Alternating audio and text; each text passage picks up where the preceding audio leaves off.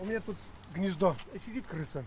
Свой собственный роддом грызуны устроили прямо под капотом машины Альфреда Камалова. И это не первый случай. Крысы второй месяц не дают покоя жителям третьего дома на Галактионова. Грызут провода, потрошат мусорные пакеты. Одна сидела.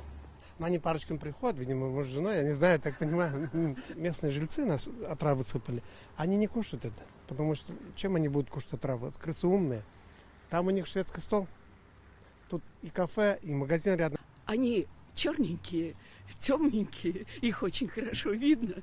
И они бегают везде, вот где им только не заблагорассудится. Потому что, а что делать, я не знаю. Потому что это кошмар, действительно. А это мусорное царство на улице Голубятникова, 30. Местные жители не первый год жалуются на нашествие мышей и крыс.